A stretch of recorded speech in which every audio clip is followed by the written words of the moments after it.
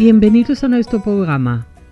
El lunes 20 de septiembre de 2021, en la Biblioteca Nacional de Madrid, tuvo lugar un evento que se enmarca en el histórico logro de la incorporación de la Academia del Judeo Español como parte de la Real Academia de la Lengua Española, concebido por la Fundación Hispano-Judía.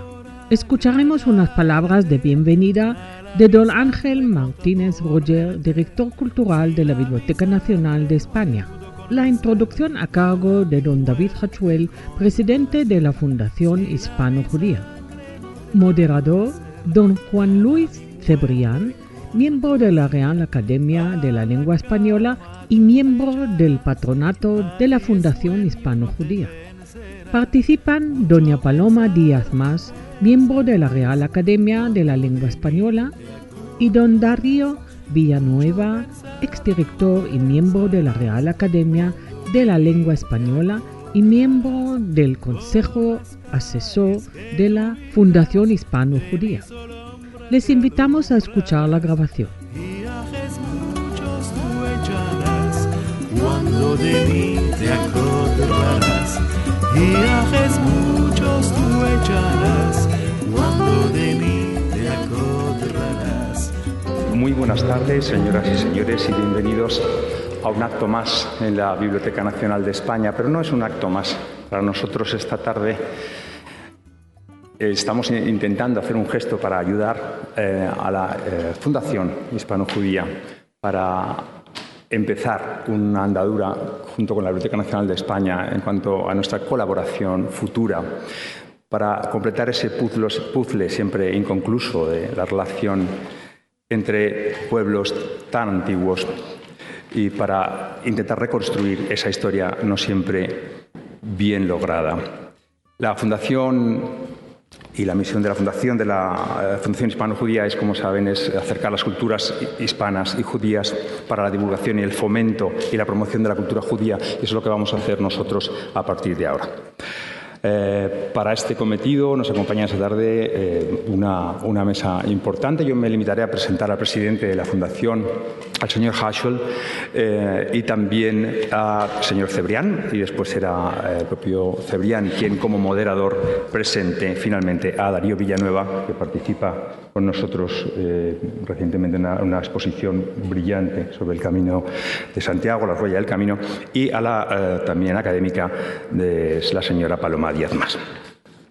David Haschel es MBA en International Business y Finanzas en la Universidad de Nueva York y es licenciado de la School of Foreign Service de la Universidad de Georgetown en Washington. Trabajó en el Departamento de Finanzas Corporativas de Goldman Sachs en Nueva York, pasando luego a trabajar en el Departamento de la Tesorería del Republic National Bank de Nueva York, actualmente HSBC.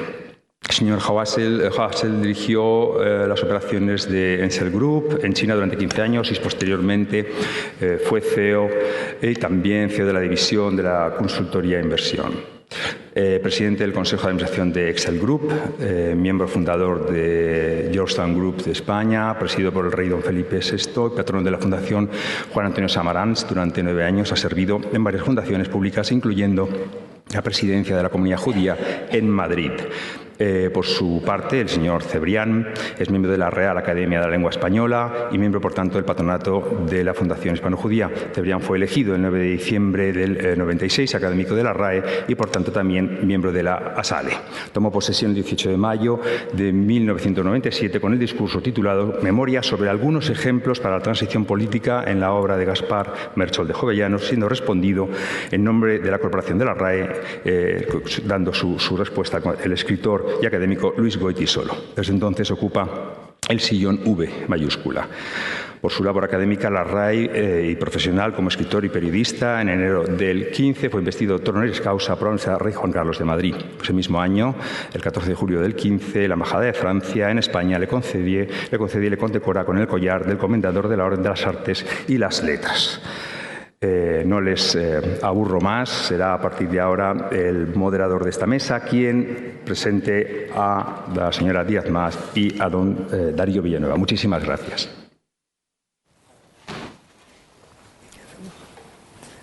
No sé si se me oye.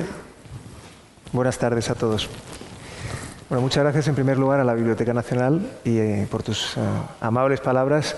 Cuando te estaba escuchando, todo esto sonaba muy bien como presentación, pero la verdad que lo que más me gusta de lo que he hecho es lo que estoy haciendo ahora mismo, que es el privilegio de estar presidiendo una fundación internacional, sita en Madrid originalmente, pero que también es muy activa en países de Iberoamérica, en esta hispanidad que siento que renace con fuerza en estos momentos y donde la identidad sefardí es una parte íntegra, por suerte, y por los esfuerzos también de personas como Darío, que quiero recalcar el esfuerzo que se hizo para llegar a febrero del 2018 por parte de Darío personalmente y la Real Academia Española de la Lengua en lograr que el ladino, el judeo-español, se convirtiera en parte de nuevo de esa gran familia hispana, que era la pieza que le faltaba para completar el círculo, ¿no? Y de eso se trata justamente la labor que realizamos en la Fundación Hispano-Judía. Hoy veo a amigos como Juan Luis Cebrián, que además son miembros de nuestro patronato, y otros entre el público. Y francamente me doy cuenta del trabajo que hemos hecho en estos últimos años. Un trabajo que iniciamos con una idea ambiciosa de hacer un museo. El objetivo de ese museo era justamente poder trabajar desde un museo, desde un lugar permanente, físico, en una serie de iniciativas que lograran normalizar el hecho judío en España, que lograran conectar también a cada uno de los españoles con nuestra identidad judía. En parte, sin duda, es un elemento intrínseco de nuestra identidad. Y a pesar de no tener todavía el museo de una manera permanente y física, pues yo creo que hemos avanzado mucho. En este último año de COVID, felicité a Mónica, nuestra directora de proyectos, por haber logrado hacer 45 eventos en momentos difíciles y 45 eventos que han sido cibernéticos, online, ¿no? Bueno, pues eso es una prueba más de la resiliencia del equipo de trabajo que tenemos. Un equipo de trabajo que está repartido, como decía, en lugares como Israel, México, Argentina, Panamá o Nueva York. Por lo tanto, nosotros creemos que esa es una de las fortalezas que tenemos en nuestra fundación. Deciros también que tenemos mucha suerte, porque en estos días que estamos celebrando en el judaísmo el Año Nuevo, Rosh Hashanah, Kippur una semana y pico después, y hoy, el día de Sukkot, la fiesta de Sukkot, pues estamos de suerte, decía, porque ya tenemos identificado el lugar, el emplazamiento para hacer nuestro futuro museo físico. Y eso es una gran noticia para nosotros, para nuestra fundación, y yo creo que para Madrid y para el mundo de habla hispana. Porque desde ese museo haremos todos los esfuerzos posibles para irradiar conocimiento, educación, tolerancia, empatía, toda una serie de valores que son, sin duda alguna, a los que aspiramos en esta fundación. Por lo tanto, es un momento de alegría para nosotros. Muy brevemente, quiero recordar que el judeo-español, y me gusta más la palabra judeo-español que ladino, porque a veces es muy difícil luchar contra lo que la gente termina considerando como una expresión, ¿no? Y nos va a costar mucho esfuerzo el quitar el elemento peyorativo a la palabra ladino. Pero judeo-español nace limpito. Es un bebé que nace de pie y que francamente tiene un potencial increíble. A mí me gustaría recordarle a todos los españoles pues que hay judíos en la península ibérica desde 3 siglos antes de Jesucristo. Por lo tanto, es alucinante pensarlo así, pero ha habido judíos antes que cristianos en la península ibérica, cuando pensamos que el cristianismo es absolutamente pues, un elemento esencial de la identidad española, pues recordemos que hubo durante 3 siglos previos presencia judía. También que no solo en esos años, pero los 1800 años que vinieron después, hubo una presencia judía potente en esos diferentes reinos,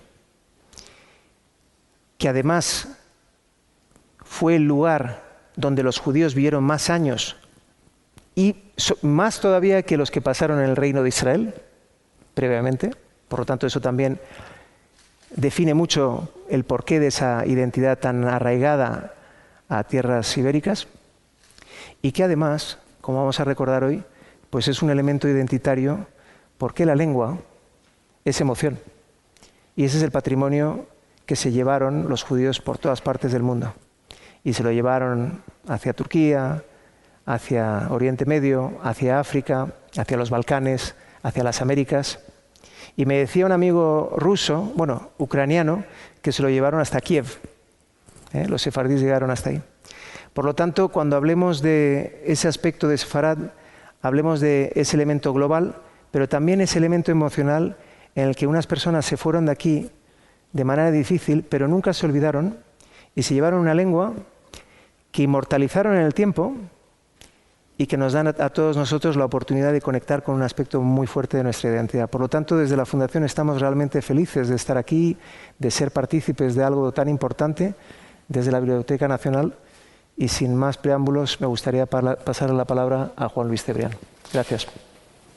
David, muchas gracias a todos por su asistencia esta noche y muchas gracias sobre todo a Paloma Díaz Mas y a Darío por participar en un acto que ha sido casi improvisado. Fue a finales, los últimos días de septiembre, cuando Mónica me llamó y me animó a hacer un acto de este género cultural, coincidiendo con las fechas del Año Nuevo y del Kipur, etcétera, que ha comentado David, y realmente organizamos el acto en menos de una semana, ¿no?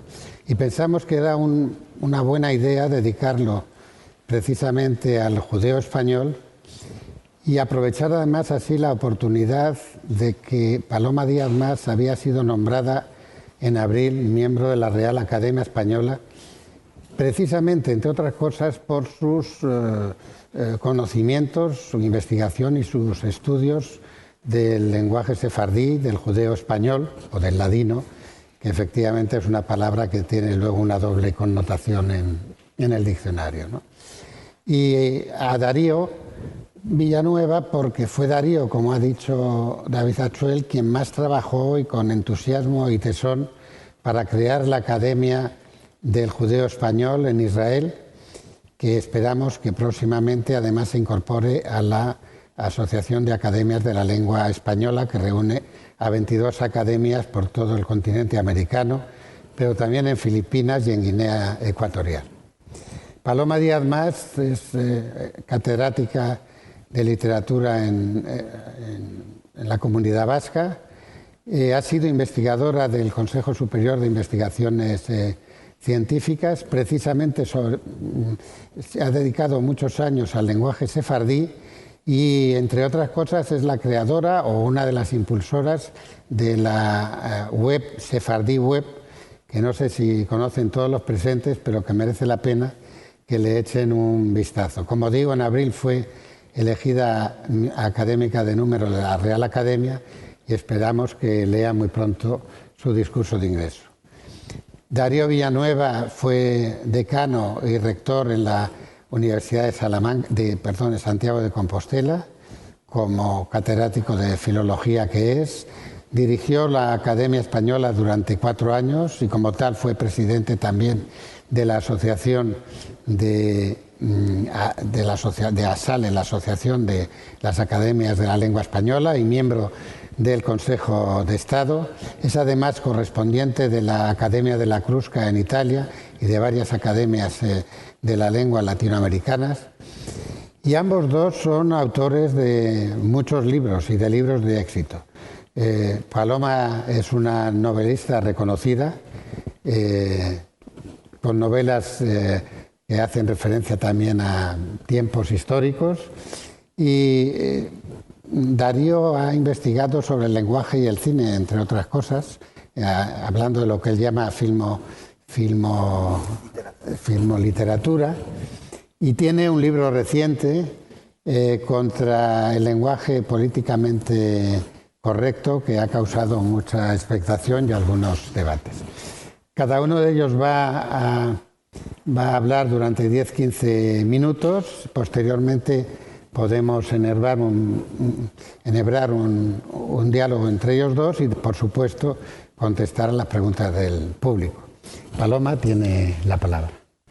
Muy Bien, muchas gracias. En primer lugar, quiero agradecer a la Fundación Hispano-Judía el haberme invitado a participar en este acto y a la Biblioteca Nacional el habernos acogido generosamente en su auditorio.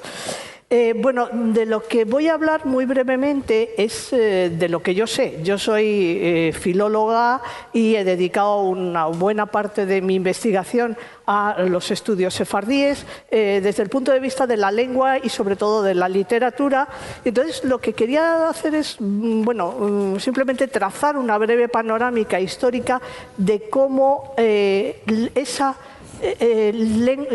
esos estudios de lengua y de literatura sefardíes han unido a españoles y sefardíes y cómo se han desarrollado los estudios sefardíes en España, en unas cuantas pinceladas muy rápidas porque es poco tiempo. Bueno,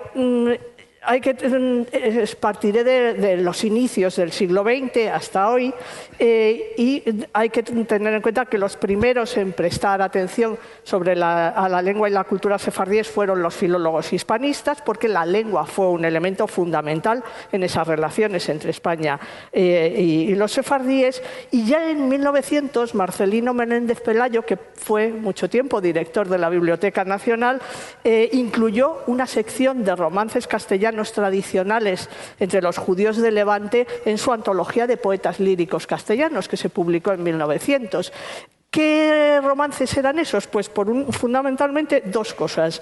Unas romances que se habían publicado en la Revue des Études Juives por Abraham Danon, que era un rabino sefardí de estos que se llaman maskilim, es decir, ilustrados, que recogió y publicó una serie de romances de su propia tradición, de hecho, sefardí de Turquía, y 10 textos que habían sido recogidos por el que creo que es el primer español que recogió romances sefardíes, que era un escritor del siglo XIX, Carlos Coello, que hacia 1885 estuvo un tiempo en Estambul, donde su tío Diego Coello Quesada era embajador español ante la Sublime Puerta y aprovechó para recoger unos cuantos textos. Sin embargo, el mayor impulso a los estudios sefardíes y al conocimiento de la cultura sefardí por parte de los intelectuales españoles lo dio Ramón Menéndez Pidal. Para empezar, Ramón Menéndez Pidal siempre tuvo en cuenta la tradición sefardí en sus estudios sobre la literatura española y sobre todo sobre el romancero, y actuó, digamos, desde dos ámbitos. Por una parte, desde la Real Academia Española. Menéndez Pidal fue académico desde 1902 y fue director en dos periodos, entre 1925 y 1939, es decir, al final de la Guerra Civil, y luego otra vez de 1947 al 68, o sea, hasta su muerte. El interés de Menéndez Pidal por la cultura sefardí viene también determinado por la campaña que emprendió el senador Ángel Pulido desde 1904 en favor, una campaña política promovida desde el Senado y a través de los medios de comunicación también, y de dos libros fundamentales, el más famoso, Españoles sin Patria, que Pulido publicó y que logró sensibilizar a una parte de la intelectualidad española hacia la existencia de los sefardíes. Entonces, a través de eso, Menéndez Pidal también entra en contacto con el mundo sefardí. Los primeros, y por aquel entonces, además, Menéndez Pidal estaba haciendo sus estudios sobre la épica española, sobre el romancero, y formando con su mujer, María Goiri, el archivo del romancero. Entonces empieza a tomar contacto con sefardíes, sobre todo de Turquía, de los Balcanes y de Marruecos, y a pedirles que le envíen versiones de romances. Los primeros colaboradores de Menéndez Pidal en ese sentido son corresponsales de Ángel Pulido, ¿no? Durante la época en que Menéndez Pidal estuvo en la academia y en parte los años en que fue director, hubo varias acciones con respecto a los sefardíes. Por una parte, se nombraron varios académicos correspondientes sefardíes. En 1904, Jaime Bejarano y Abraham Danon, y unos poquitos años después, en 1907, José Benoliel. Y este último, José Benoliel, era un sefardí de Tánger que vivió muchos años en Lisboa, donde era profesor de lenguas, y que se convirtió en un colaborador estrecho de Menéndez Pidal, no solo en la cuestión del romancero, sino que, por ejemplo, es el autor de lo que hoy en día todavía es el estudio más importante sobre la jaquetía, sobre el judeo español de Marruecos, que se publicó en varias entregas precisamente en el Boletín de la Real Academia Española desde 1926, me parece que es, en varias entregas, cuando Menéndez Pidal era director de la Academia. Por otra parte, también en ese periodo en que Menéndez Pidal fue director de la Academia, tuvieron lugar varios congresos de la ASALE, de la Asociación de Academias de la Lengua, en que participaron sefardíes y se trató el tema sefardí. Por ejemplo, en Madrid en 1956, en Bogotá en 1960 y en Buenos Aires en 1964. Ya en la de Madrid, en 1956, se planteó la creación de una Academia de la Lengua Sefardí. Lo que pasa es que la cosa se quedó en el aire. Y fue muy importante la de Bogotá de 1960 porque ahí es donde surgió la idea de crear en España un instituto de estudios sefardíes que en efecto se creó al año siguiente, en 1961, en Madrid. Por otra parte, Menéndez Pidal también impulsó esos estudios sefardíes desde el Centro de Estudios Históricos y la Junta para Ampliación de Estudios, impulsando encuestas de campo. Por ejemplo, envió a Manuel Manrique de Lara y a Américo Castro a encuestar entre los sefardíes de Oriente y de Marruecos. Auspició el Archivo de la Palabra, que era un proyecto dirigido por Tomás Navarro Tomás y Eduardo Martínez Torner, de grabaciones de discos documentales. Esto era el año 31, es decir, eso era una nueva tecnología de la época, y ahí hay unas grabaciones de romances sefardíes cantados por dos sefardíes, que eran dos chicas que estaban estudiando en Madrid, dos chicas de Tetuán que estaban estudiando en Madrid y que cantan una serie de canciones sefardíes.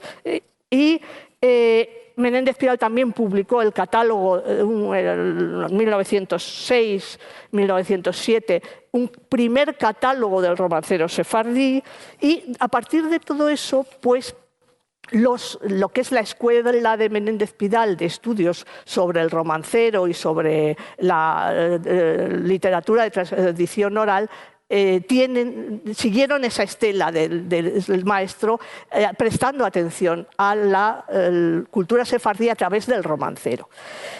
Durante la época del protectorado español en Marruecos se hicieron varios trabajos impulsados por gentes muy diversas. Por ejemplo, aquí en la Biblioteca Nacional se conserva el inmenso legado de Tomás García Figueras, que era un militar, historiador, español, y que estuvo muchos años en Marruecos, donde fue delegado encargado de asuntos indígenas y ocupó varios puestos importantes. Entonces, en ese legado de García Figueras, que es enorme, hasta el punto de que dio pie a la creación de una sección de la Biblioteca Nacional, que es la sección África, pues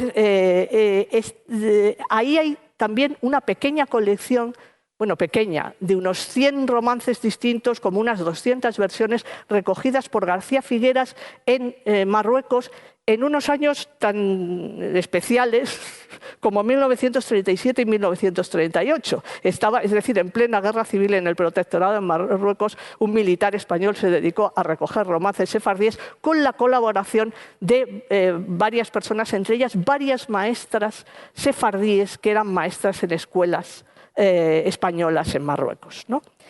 Otro que hizo también trabajos de campo fue Arcadio de Larrea, un musicólogo, y, importante, Manuel Alvar, que fue miembro de la Real Academia Española y que hizo encuestas de campo y estudió mucho los cantos de boda y los romances y también las endechas sefardíes, ¿no? Lo que pasa es que en los años 60 hay un cambio radical en los estudios sefardíes, en la orientación de los estudios sefardíes. Hasta entonces los investigadores, los intelectuales españoles se habían centrado sobre todo en la literatura de transmisión oral, hasta el punto de que todavía hoy hay mucha gente que piensa que la literatura sefardí es sobre todo canciones, romances, cuentos populares, etc. En los años 60, desde dos polos, desde la Universidad de Granada por una parte y desde el Consejo Superior de Investigaciones Científicas por otra, se empiezan a impulsar los estudios sobre la literatura sefardí aljamiada, es decir, la literatura en judeo-español escrita con letras, con caracteres hebreos. En la Universidad de Granada, fundamentalmente por dos profesores, David Gonzalo Maeso y Pascual Recuero, y en el CSIC, porque a raíz de ese Congreso de la Salle de Bogotá de 1960, en el 61 se crea un instituto de estudios sefardíes que luego se incorpora enseguida al Instituto Benito Arias Montano, que es el Instituto de Estudios Hebraicos. Así fue durante muchos años el Instituto de Estudios Hebraicos del Consejo, ¿no? Entonces, ahí se empiezan a impulsar una serie de iniciativas. Se hace un simposio de estudios sefardíes en el año 64. Se hace una exposición bibliográfica sefardí mundial aquí en la Biblioteca Nacional. La revista Sefarad del Consejo empieza a publicar muchos artículos y trabajos sobre la cultura sefardí. Y el impulsor fundamental de todo esto fue Jacob Hassan, que era un sefardí de Ceuta con formación de semitista al que le traen especialmente para fundar ese Instituto de Estudios Sefardíes, ¿no? Entonces, en ese núcleo del Consejo Superior de Investigaciones Científicas se forman una serie de investigadores, se impulsa mucho, sobre todo, la transcripción y edición de textos aljamiados sefardíes para darlos a conocer a los lectores españoles o hispanohablantes, ¿no? De ahí salimos toda una corriente de sefardistas españoles, entre los cuales me cuento, por ejemplo, mi tesis doctoral me la dirigieron Jacob Hassan y Manuel Alvar, ¿no? Y entonces, a partir de ahí, pues ha empezado a haber una cierta continuidad de los estudios sefardíes que hoy sigue teniendo como núcleos la Universidad de Granada y el Consejo Superior de Investigaciones Científicas, pero que ahora mismo hay bastantes jóvenes profesores que han recibido esa formación y que desde distintas universidades son profesores en general de lengua y de literatura españolas, pero prestan atención a la literatura o la lengua sefardí en sus investigaciones, lo enseñan a sus alumnos y constituyen una forma de difusión de la cultura sefardí en el ámbito académico y del conocimiento de la cultura sefardí.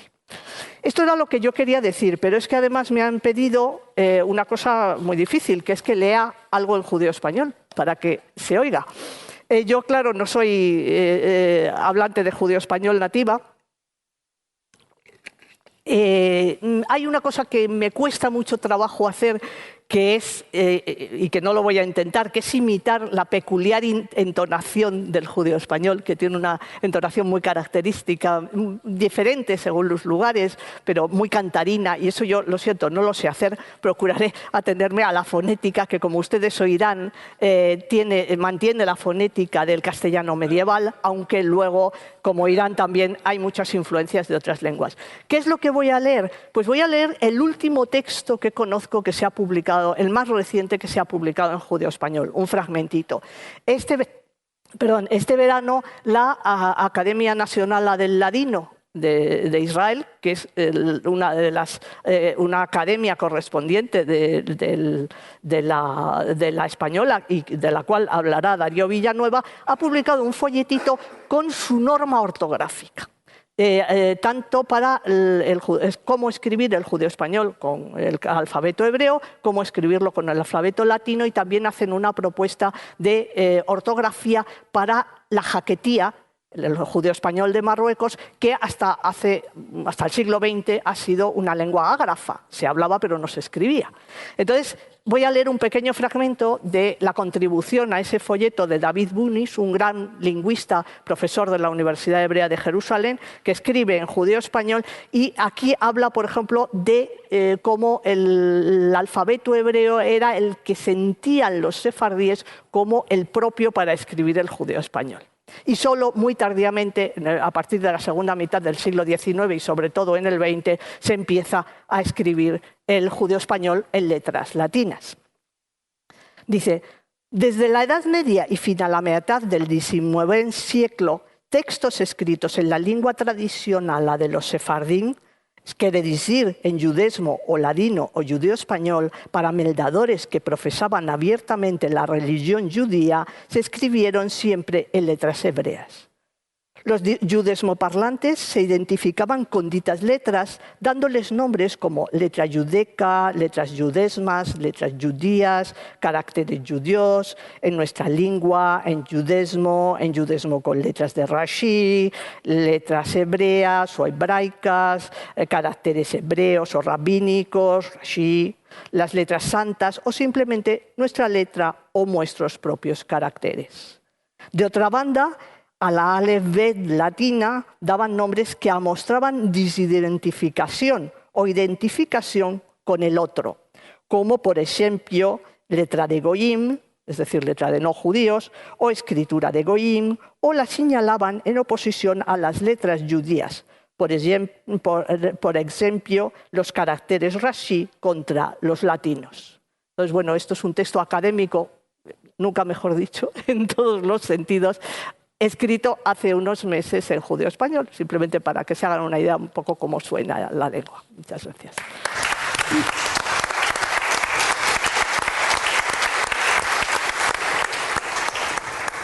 Darío, tienes la palabra. Muchas gracias. Yo estoy muy agradecido por esta invitación que se me hace para intervenir precisamente en este acto en un lugar hacia el que siento una gran admiración, que es la Biblioteca Nacional. Soy yo el que debe de manifestarse beneficiado por la invitación, que no ha sido ningún compromiso molesto en modo alguno. En primer lugar, por venir de la Fundación Hispano-Judía, de la que yo solo puedo traer aquí experiencias muy positivas.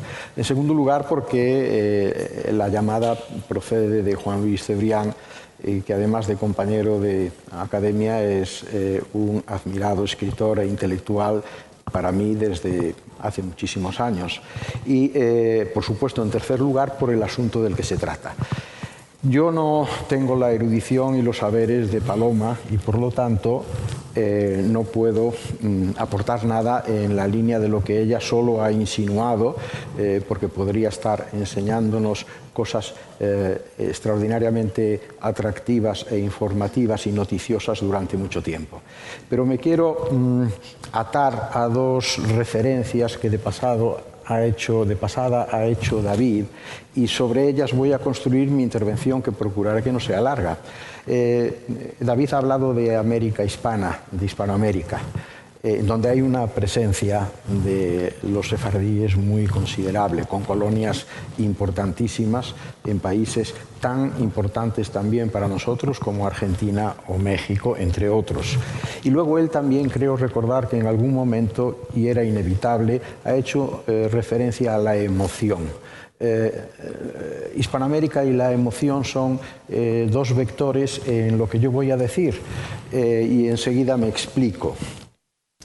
No soy persona de lágrima fácil, pero pueden ustedes creerme que hace ya muchos años, la primera vez que escuché un programa de la Radio Exterior Española dedicado al mundo sefardí, hablado, por supuesto, en sefardí, y con música, con canciones, con poemas en esa lengua, sentí una emoción que fui incapaz de contener. Cosa que me sigue ocurriendo cuando escucho lo mismo.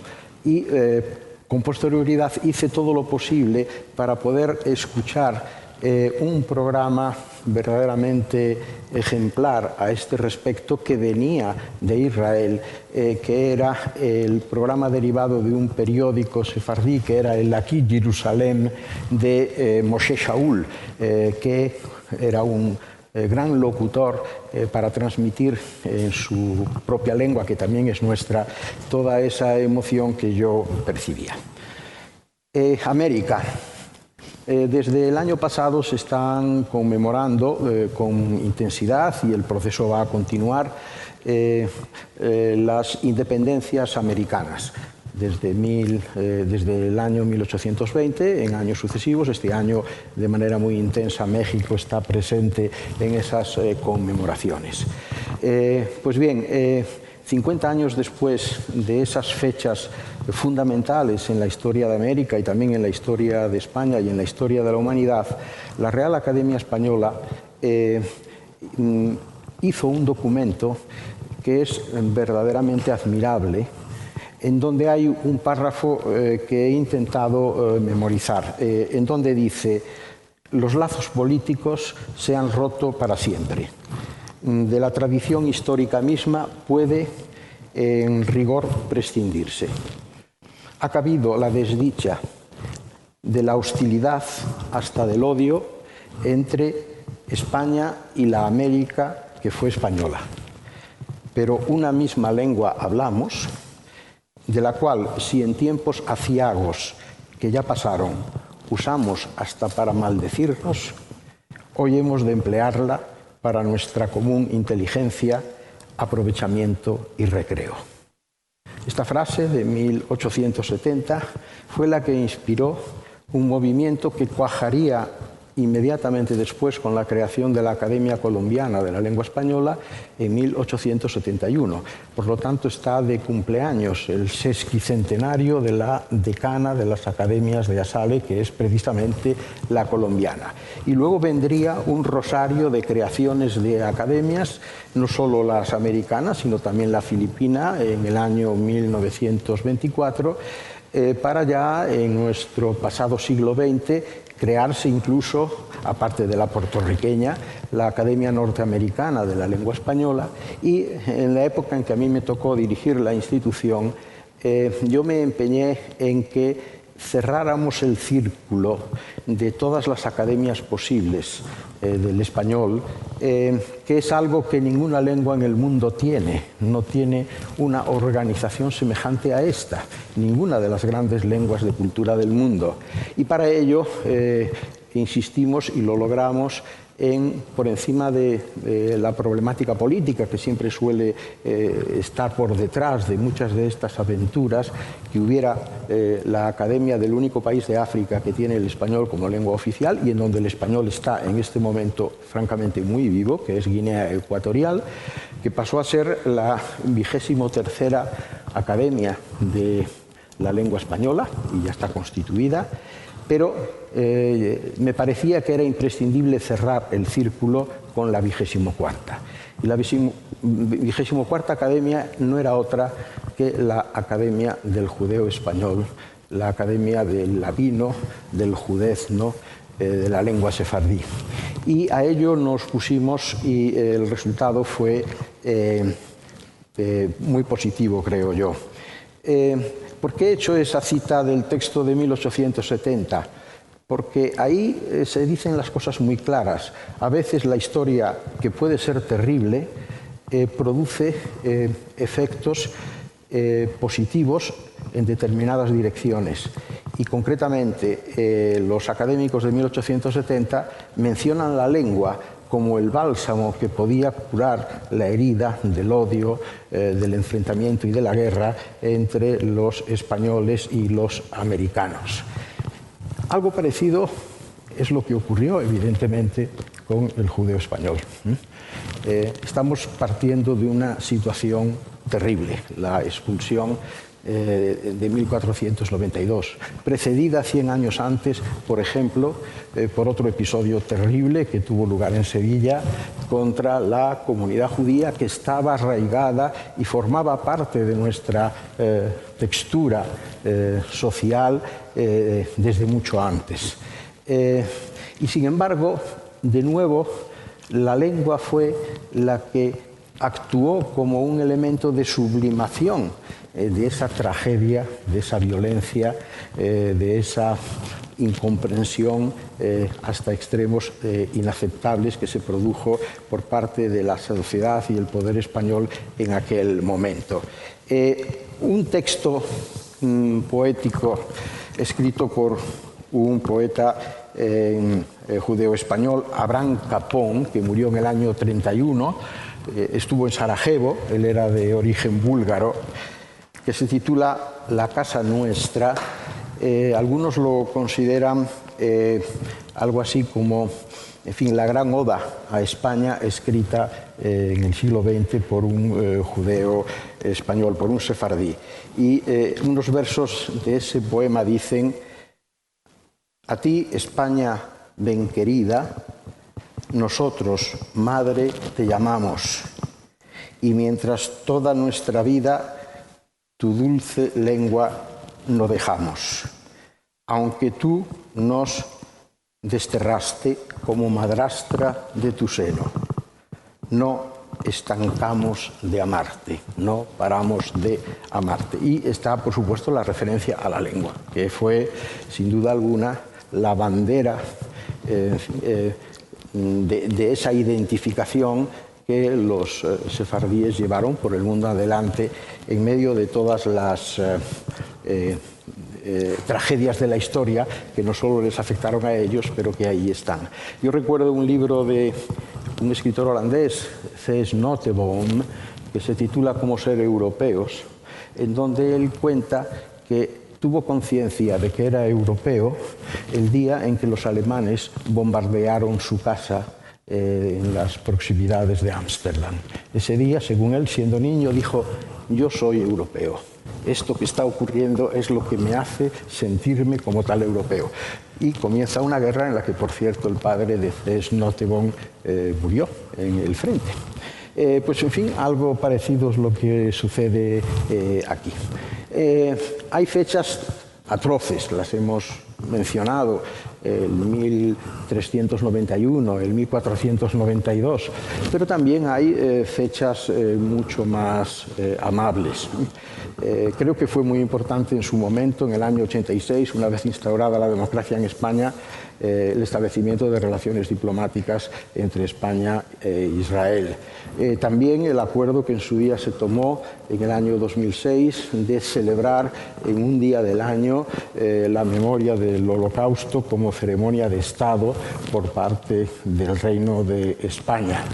Pero no cabe ninguna duda de que el hito quizás más importante y trascendente a este respecto fue la Ley 12/2015 para el reconocimiento de la nacionalidad española a los herederos de la tradición sefardí.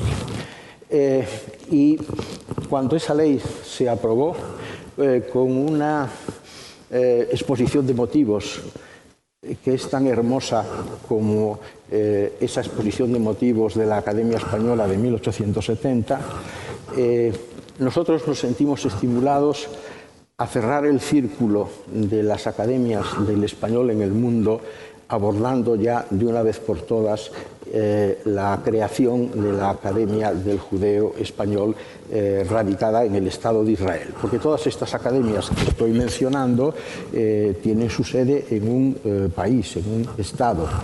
El único en el que la lengua española no tiene carácter de oficial es los Estados Unidos de América del Norte, que no tiene, por cierto, ninguna lengua oficial. Si uno va a la Constitución norteamericana, encuentra que allí no hay ninguna definición de lengua oficial. Pero bueno, esto no tiene nada que ver con lo que yo argumento. En el Estado de Israel tenía que crearse una academia y esa academia tenía que ser la 24ª de las academias de la lengua española, con todas las características y singularidades que el judeo español representa. Y eso me referiré últimamente después del siguiente argumento que quiero expresar, que no es más que una exposición cronológica de cómo transcurrieron las cosas. En el año, lo que decidimos fue crear la Academia del Judeo Español por el mismo procedimiento por el que se había creado la colombiana, la mexicana, la ecuatoriana, la guatemalteca, la costarricense, etcétera, etcétera. Eso fue lo que en 1870 la Academia estableció, en un documento muy hermoso por el párrafo y otros que les he leído, pero muy breve y muy escueto en cuanto a sus artículos. Entonces todo arrancaba con que la Academia Española nombrase a un número suficiente de académicos correspondientes en el país en donde se llegaría a crear una academia propia. Entonces nosotros en el año 16, al año siguiente de la ley, creamos 10 puestos de académico correspondiente que recayeron en personalidades del estudio y de la práctica del judeo español, 8 de ellas residentes en el Estado de Israel y 2 en Suiza, una y otra en Italia, 2 destacadas investigadoras sobre el judeo español. Con ese nombramiento ya teníamos el germen para que, según el procedimiento establecido en 1870, esos académicos correspondientes de la Española, que tienen derecho a participar en todas las actividades de nuestra academia aquí en Madrid, elevaran la propuesta de la creación de una academia propia en el estado de su residencia, en este caso en el Estado de Israel. Pero por el camino había que hacer otras cosas, ¿no? Yo sabía que en el Estado de Israel había un organismo que era la Autoridad Nacional del Ladino, un organismo oficial, y evidentemente nosotros no podíamos iniciar el proceso al que me estoy refiriendo sin hablar con la Autoridad Nacional del Ladino, exponerle nuestra idea y ver cómo respiraban al respecto. Hubo un encuentro entre los máximos representantes de este organismo y la Real Academia Española, ya digo, en el año 17, y luego también inevitablemente fue muy importante el contacto, el asesoramiento con el entonces embajador de Israel en España, David Kuttner, que entendió enseguida de lo que iba. Él es persona de procedencia argentina, por lo tanto todo fue extraordinariamente fácil, pero nos garantizó que nuestra iniciativa no causaría incómodo a las autoridades del Estado de Israel, lo cual hubiese sido, en fin, francamente, una catástrofe. Todo lo contrario, tuvimos en ese sentido comprensión, apoyo y ayuda. Y así, en el año 2018, gracias al apoyo precisamente de la Fundación Hispano-Judía, que acababa de ser constituida, pudimos convocar aquí una convención académica del judeo español. Invitamos a un grupo muy considerable de especialistas en judeo español procedentes de Israel y de otros países y también, por supuesto, de España, y juntos abordamos los asuntos de tipo lingüístico y académico que correspondía, pero evidentemente detrás de aquello había el propósito que se consumó el último día de la firma de una declaración de todos los asistentes a favor de que se llegara a constituir la academia, lo cual era un aval importante para volver otra vez a Israel y conseguir, como se consiguió en el año 19, el apoyo del Ministerio de Cultura de Israel hacia final de año. Se aprobó la vía para la creación de esa academia vinculada pero independiente de la, la Agencia Nacional del Ladino y su cultura. Y así, en el año 2020 se hizo ya la constitución oficial de la Academia, se eligieron sus cargos directivos, sus 22 académicos, 22 porque la Academia Española tiene en este momento 46 sillones comenzó con menos, cada uno de los cuales identificado con una de las letras del alfabeto, y luego se doblaron con las minúsculas. La Academia del Judeo Español tiene 22 sillones porque son 22 las letras que se utilizan en la escritura del judeo español desde los caracteres, por supuesto, hebreos, aunque en sus estatutos se admite la posibilidad de incrementar en 7 más los sillones en virtud de un tiquismiquis fonético en relación con algunas de estas letras, lo cual me parece bien y estoy seguro de que se acabará haciendo. Y ello, por supuesto, después de que la Real Academia Española aprobara los estatutos, tal y como decía el reglamento de 1870 de la Academia del Judeo Español, y la declarara academia correspondiente de la Real Academia Española, de manera que todos los académicos de la Academia Nacional del Judeo Español / Ladino de Israel son a la vez académicos correspondientes de la Academia Española. Y como decía Juan Luis Cebrián, en este momento solo falta dar el último paso, que es un paso fundamentalmente beneficioso para el español en su conjunto y para la Asociación de Academias de la Lengua Española, que es cerrar el círculo, alcanzar la perfección de ese número mágico de 24 entidades, en donde la que faltaba ya la tenemos constituida y simplemente ahora va a ser, mediante un procedimiento que necesita sus plazos, ratificada como participante en ASALE, en la Asociación de Academias de la Lengua Española. Y termino con algo que dejé apuntado hace un momento.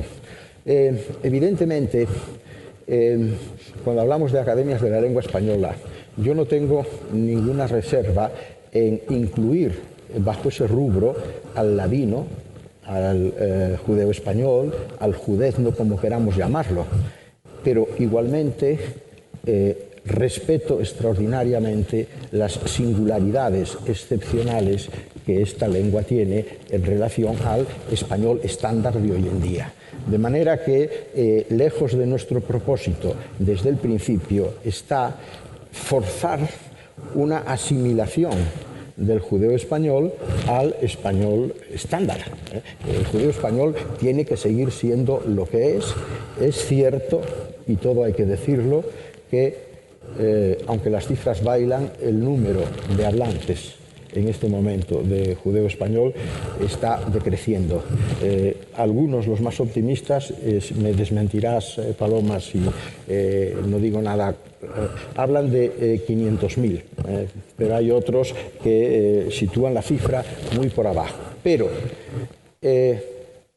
Israel ha sido capaz de hacer un milagro lingüístico, que es convertir el hebreo, que era una lengua que ahí estaba, pero que tenía una utilización fundamentalmente ritual, religiosa, convertirlo en una lengua viva, hablada. Es como si nosotros fuésemos capaces de resucitar el latín, algo parecido.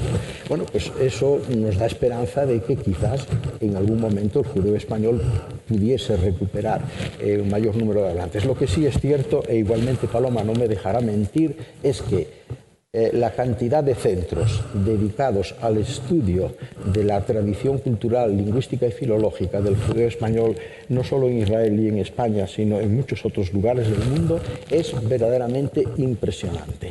Y hay alumnos, hay investigadores cada vez más interesados en ello, más publicaciones de tipo científico, más recopilaciones, más establecimiento de corpus literarios de procedencia oral o de procedencia escrita, y también más propuestas relacionadas con ese asunto grave para todas las lenguas, cuál es el asunto de la ortografía, es decir, cómo transformar en grafemas los sonidos con los que se habla. Y esto, en el caso del judeo español, pues plantea una serie de perspectivas verdaderamente extraordinarias para los científicos de la lengua. En suma, creo que igual que hemos mencionado fechas tristes y terribles, también podemos ahora compensar tantos males con fechas amables y positivas, y con acciones que han ido por el buen camino y no por el malo. La acción de la Fundación Hispano-Judía es clarísima a este respecto. Hay otras que están en la misma brecha positiva, por ejemplo, la asociación del presidente Nabón, que ha ofrecido incluso el espacio para una sede propia de la Academia, no exactamente en Jerusalén, pero donde tiene la ubicación, y Tel Aviv. Está también, por ejemplo, el Instituto Salti, que lleva el nombre de su fundador y patrocinador, en la Universidad de Barilán. Está también, claro, en fin, la tradición en el Instituto, en el Centro de Investigaciones Científicas, y lo que quizás faltaba también lo hemos tenido, que es la implicación de la Academia Española y la Asociación de Academias de la Lengua Española para que finalmente podamos cerrar ese círculo mágico y maravilloso de una lengua que reúne 24 esfuerzos nacionales a favor de ella, en donde no solo hay una gran dispersión geográfica, sino también está Asia, está África y está América, además de Europa. No solo hay dispersión geográfica, sino que a través del judeo español nos llegan los efluvios del tiempo. Es como si la historia cobrara una vida y una presentualidad maravillosa, magnífica, extraordinaria, ante la cual es muy difícil no sentirse emocionado. Muchas gracias.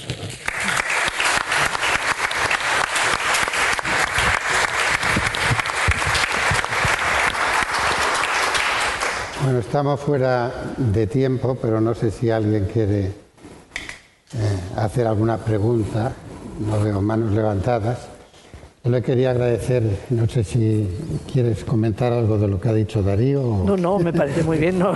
Le quería agradecer a Paloma y a Darío su intervención y terminar explicando que no sé si son 500.000, 400.000 o 600.000 los hablantes, pero sobre todo en América Latina hay cada vez más un reverdecer de la literatura en judeo español. Juan Gelman, que no era judío, hizo un libro de poemas en judeo español y en castellano, hace ya muchos años. Y hay algunos poetas y algunas poetisas muy reconocidas. Probablemente la más famosa ahora es Miriam Moscona, que es